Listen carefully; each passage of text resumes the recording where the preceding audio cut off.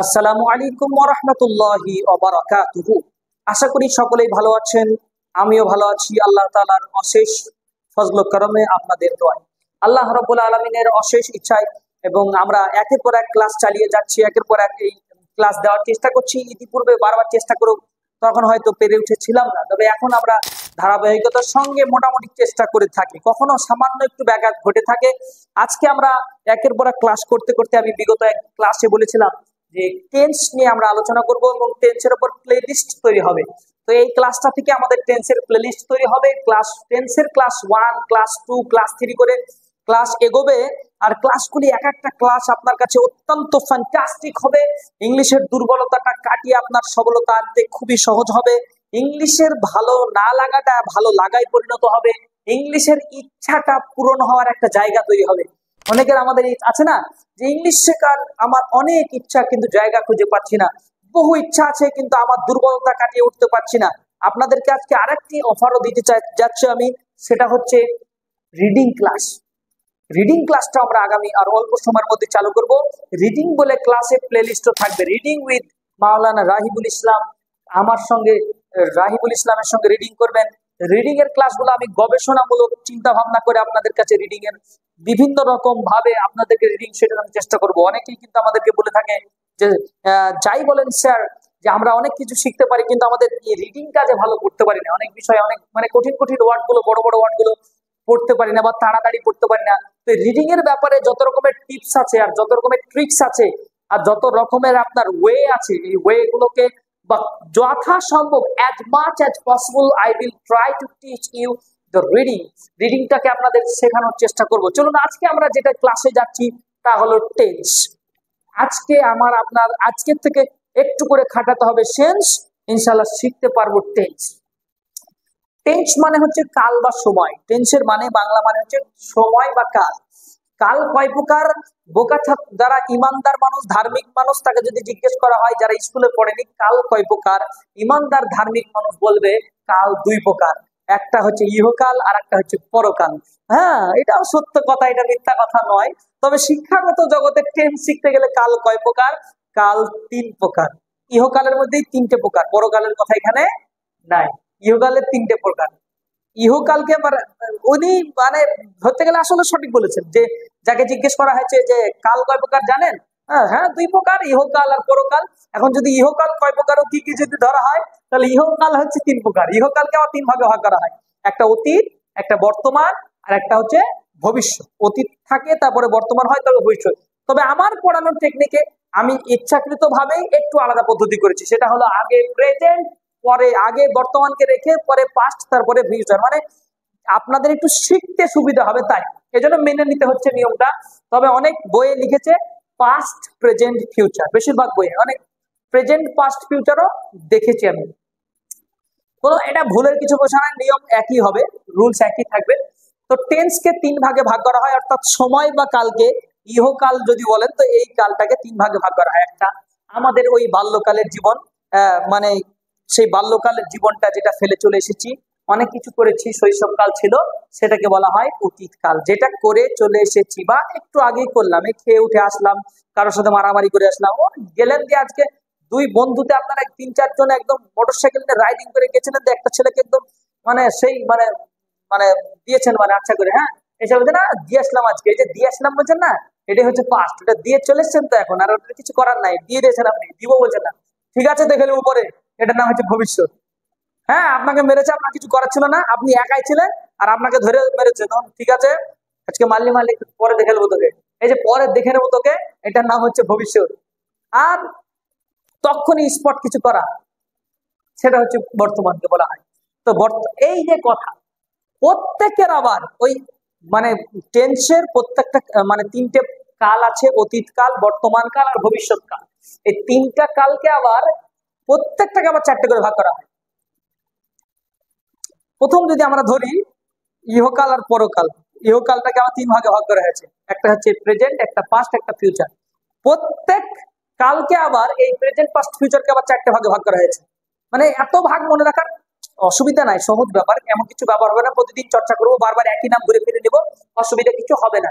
আর মনে রাখার ভালো রুলস হচ্ছে প্রেজেন্ট আছে, এটার সঙ্গে ফিট করে দেন প্রেজেন্ট ইনডেফিনিট। আমি সাধারণত সিম্পল শব্দটা ব্যবহার করি না, আমার অভ্যাসের মধ্যে নাই, তবে সিম্পল প্রেজেন্টও বলা যেতে পারে। প্রেজেন্ট ইনডিফিনাইট আমরা বলি, প্রেজেন্ট ইনডেফিনিট এটা নিয়ে আমরা সাধারণত দুটোই বলা যায়। এটাকে বলা, অনেকে বলে প্রেজেন্ট সিম্পল বা সিম্পল প্রেজেন্ট, এদিক থেকে এদিকে করতে হয়, এটা হচ্ছে প্রেজেন্টের সঙ্গে এটা ফিট করে দেবো বা এই নামটা প্রেজেন্ট ইনডেফিনিট। এটা হচ্ছে প্রেজেন্টের প্রথম নাম, প্রেজেন্ট ইনডেফিনিট। দ্বিতীয় নম্বর প্রেজেন্টের নাম হচ্ছে প্রেজেন্ট কন্টিনিউয়াস, প্রেজেন্ট কন্টিনিউয়াস। তৃতীয় নম্বর হলো প্রেজেন্ট পারফেক্ট, আর চতুর্থ নম্বর হলো present perfect continuous, present perfect continuous. অতএব প্রেজেন্টের simple present, present continuous, present perfect, present perfect continuous, অথবা সিম্পল অথবা present indefinite, present continuous, present perfect, present perfect continuous. ঠিক এরকম একই রকম হয় পাস্ট, পাস্ট সিম্পল পাস্টও বলা যেতে পারে, অথবা past indefinite, past continuous, past perfect, past perfect continuous. আজকে বাড়িতে বসে সব মুখস্থ করবেন, তাড়াতাড়ি করে বলবেন। অনেকেই আজকে বলছেন যে স্যার এগুলো জানা আছে, আমি জানি এগুলো আপনার জানা আছে, তবুও শুরু করতে গেলে ক্লাসটা লাগে, তাই করলাম। বা অনেকের লেখা থাকে না, বা অনেকের বানান ভুল হয়ে থাকে, বানানগুলো লেখাগুলো বা আরেকবার ঘুরে চর্চা, এই জন্য আজকে একটু আপনাদের সঙ্গে শেয়ার করতে আসলাম। তো পাস্টের ক্ষেত্রেও চারটে নাম, past indefinite, past continuous, past perfect, past perfect continuous. Future indefinite, future continuous, future perfect, future perfect continuous. Total হয় তিনটের প্রত্যেকের চারটে করে, তিনজনের প্রত্যেকের চারটে করে, তো টোটাল হয় 3 into 4 = 12, টোটাল হয় 12টা টেন্স। ইংরেজিতে টোটাল হয় 12টা টেন্স। এই 12টা টেন্সের মধ্যে মাত্র 6টা থেকে 7টা টেন্সের কাজ খুব বেশি, মানে এই 6টা থেকে 7টা টেন্সের ব্যবহার ভালো করে শিখতে পারলেই স্পোকেন ইংলিশে কেল্লা ফতে। আর যদি আর প্রত্যেকটাই শিখতে হবে। একজন অ্যাজ এ টিচার, আপনি একজন শিক্ষক হতে চাইছেন, ইংলিশের ট্রেনার হতে চাইছেন, ভালো একজন ইংলিশের মাস্টার হতে চাইছেন, বা ভালো আপনি একটা এক্সাম পরীক্ষায় দিতে ভালোভাবে কম্পিটিটিভ এক্সামে লিখতে চাইছেন, আপনি যাই করুন না কেন, তার জন্য সবটাই আমার জানার প্রয়োজন রয়েছে। তো আমরা এক একটা টেন্সকে এক একদিন করাবো।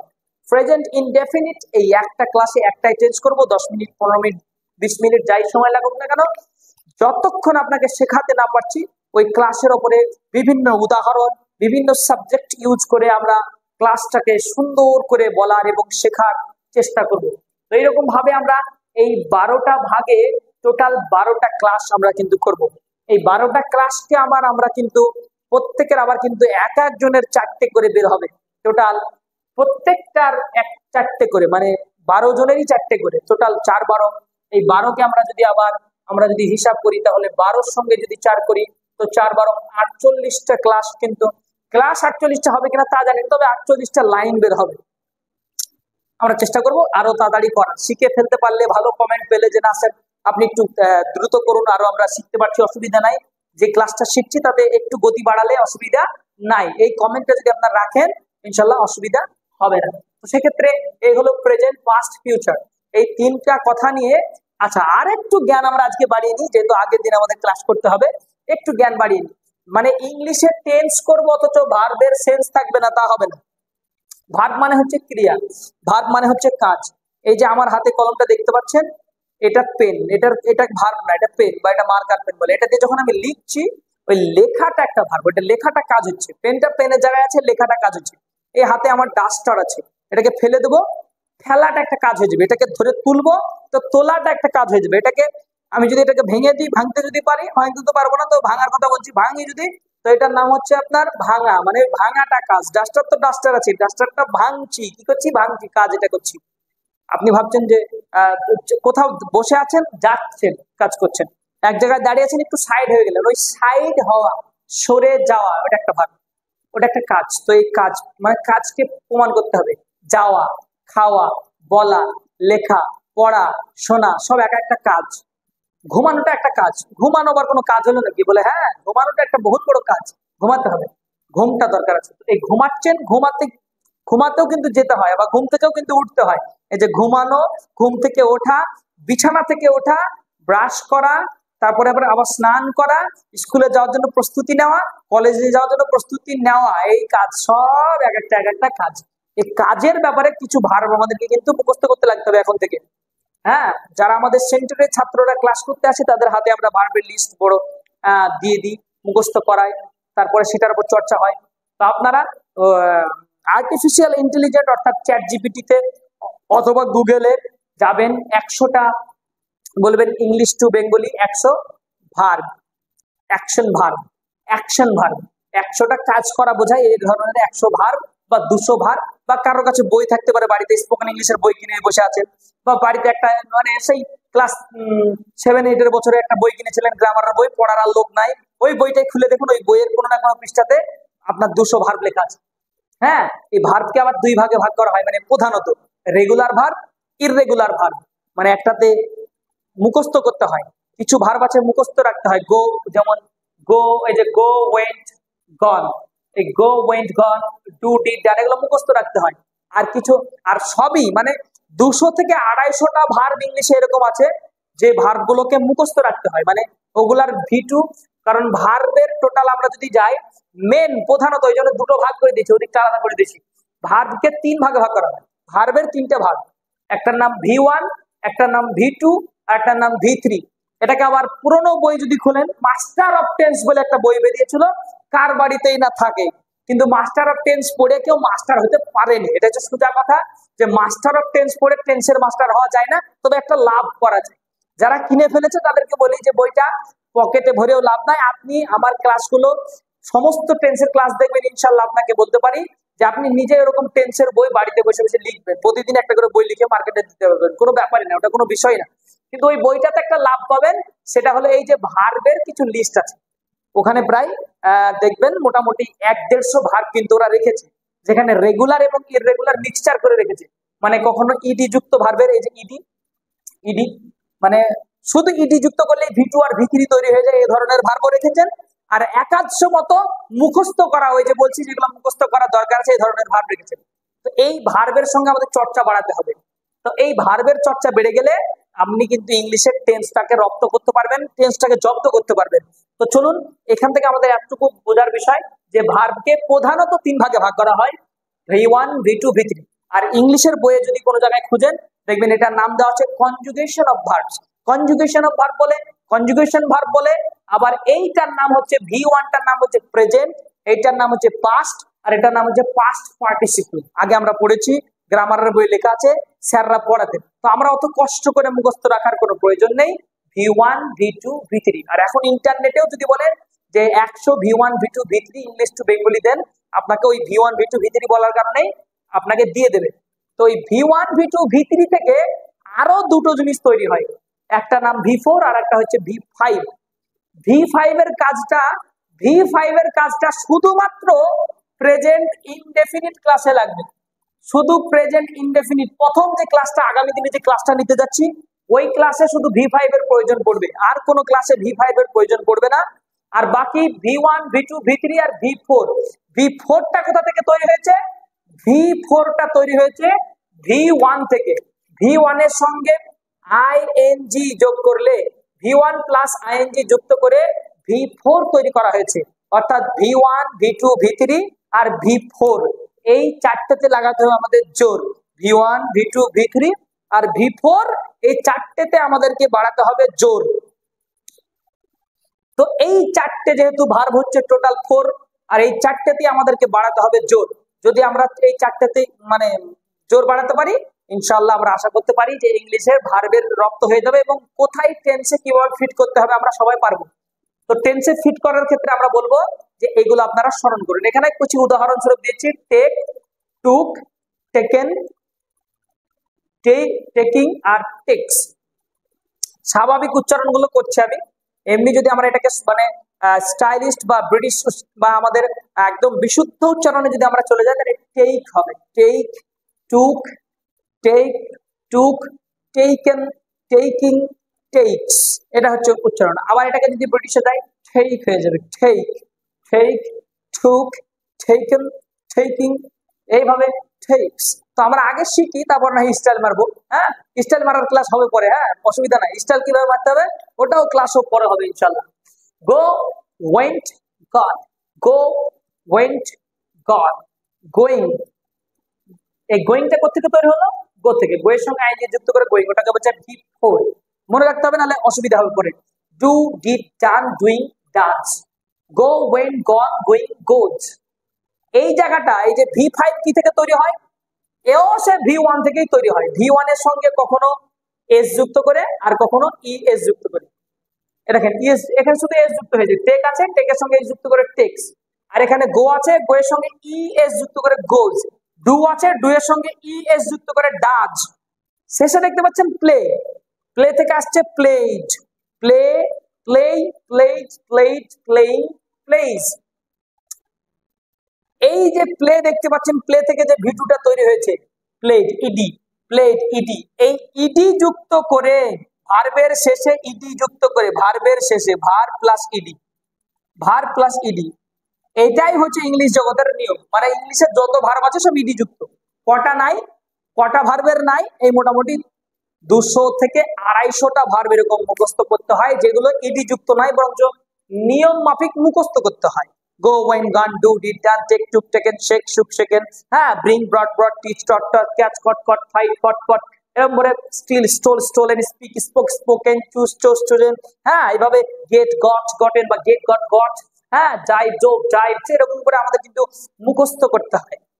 এই মোটামুটি 220-30টা মতো মুখস্থ করলে ধরেন যে ভার্বের জগতে সব কাজ শেষ। এবার ভার্ব শুধু V1টা মুখস্থ থাকলেই যথেষ্ট। V1 এর বাংলা মানে, যেমন টেক মানে নেওয়া, ডু, গো মানে যাওয়া, ডু মানে করা, প্লে মানে খেলা, এরকম ভার্বের মুখস্থ করবেন প্রতিদিন। ইডি যুক্ত ভার্ব, ইডি লাগালেই হয়ে যাবে, এরকম ধরনের ভার্ব মুখস্থ করবেন, হাজার হাজার ভার্ব মুখস্থ করবেন।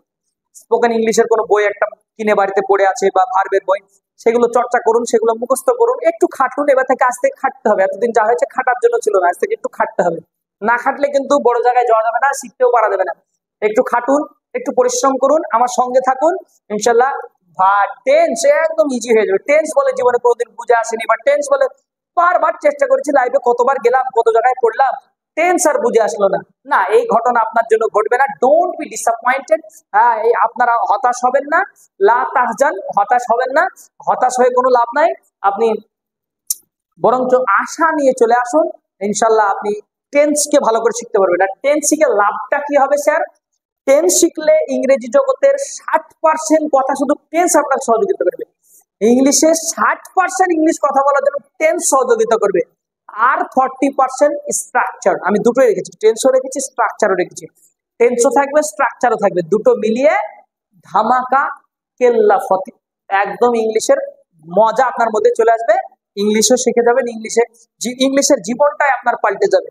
আর আমাদের পক্ষ থেকে আপনাদের কাছে এতটুকু ইনভাইটেশন বলতে পারেন, আমাদের পক্ষ থেকে আপনাদের কাছে ঘোষণা বা আপনাদের কাছে আহ্বান এটাই যে আমাদের centre unique English family, Murshidabad, Paschimbanga, Bharat, এই জায়গায় আমাদের একটি প্রতিষ্ঠান। আমরা ছোট থেকে প্রতিষ্ঠানটি গড়ে তুলেছি।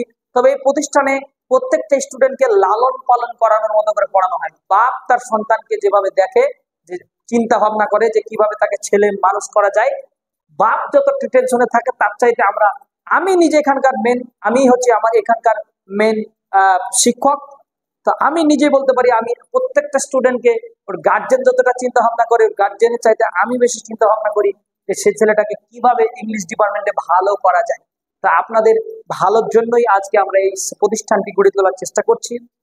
এছাড়াও আমি চিন্তা ভাবনা রেখেছি যারা মাদ্রাসা পক্ষ থেকে রয়েছেন, আলেম ওলামা বা মাদ্রাসা স্টুডেন্টদের কারণেই একটা আমি কোর্স চালু করতে যাচ্ছি। যারা আমাকে দেখছেন, প্রায় আমাদের সাবস্ক্রাইবার প্রায় 300-350 জন সাবস্ক্রাইবার আমাদের সদস্য হয়েছে। এই 350 জন সাবস্ক্রাইবার কাছে আমার এইটুকু প্রচার যে আপনারা যারা চাইবেন, জেনারেল সহ মাদ্রাসা ছাত্র যারা চাইবেন, রমজান মাসের ছুটিতে আমরা খুব চেষ্টা করছি এবারই একটা মানে স্টুডেন্টদের জন্য 1 মাসের একটা কোর্স, প্রায় রমজান মাসের 5 দিন আগে শুরু করব, ঈদের 5 দিন আগে শেষ করে বলব। এই ক্লাসের মধ্যে আমরা অনর্গল ইংরেজি শেখানো, কথা বলা, speaking, reading, writing, pronunciation, personality development, vocabulary, বিভিন্ন ধরনের ইংলিশের আপনাকে ভালো করার জন্য যত রকমের পরিশ্রম আছে সব করার চেষ্টা করব। এই নিয়ে আমরা একটা কোর্স রাখতে চলেছি, যেটা আবাসিক কোর্স। ক্লাসটা অনলাইন হতেও পারে, বলতে পারছি না, অনলাইনের ব্যাপারে আমরা চেষ্টা চালিয়ে যাচ্ছি। অনলাইনের ব্যবস্থাপনা এখন রেডি করতে পারিনি, তবে আবাসিক থেকে খেয়ে পড়াশোনা করার জন্য আমরা একটা কোর্স করতে যাচ্ছি, যেখানে সামথিং কিছু টাকা দিয়ে আমরা যদি পড়াশোনাটা করতে পারি, 1 মাসের মধ্যে আপনার জীবনের আমূল পরিবর্তন ঘটবে। আমূল পরিবর্তন একদম বিরাট একটা পরিবর্তন আপনার আসবে, সেই চেষ্টা নিয়ে আমরা একটা কোর্স খুলতে যাচ্ছি। আপনারা যদি সাপোর্ট করেন, সঙ্গে থাকেন, আপনারা যদি আমাকে বলেন যে স্যার করেন, তাহলে আমরা এগিয়ে যাব। বলবেন, জানাবেন, বন্ধুদের কাছে প্রচার রাখবেন যে আবাসিক এই প্রথম মনে হয় পশ্চিম বাংলায়, আরো কোথায় হয় কিনা আমি জানি না খুব একটা, আমাদের মুর্শিদাবাদে এখন আবাসিক ভাবে কোনো জায়গায় থেকে স্পোকেন ইংলিশের পড়াশোনা চলে, আমি জানি না এখনো পর্যন্ত। তবে আপনারা যারা রয়েছেন, আমি আমার পক্ষ থেকে এই জায়গাটা রাখতে চলেছি। তো যারা মাদ্রাসার স্টুডেন্ট বা যারা নতুন আলিম পাস করে আছেন বা বিভিন্ন দিন পর বহুদিন ধরে কাজ করছেন, এখন বসে আছেন, রমজান মাসটা সময় দিতে পারবেন 30 দিনের জন্য, তাদের কাছে আহ্বান থাকবে আমাদের সঙ্গে থাকুন, 1 মাস সময় কাটান, আর ইংরেজিটাকে ইচ্ছে মতো নিজের মতো করে শিখে যান।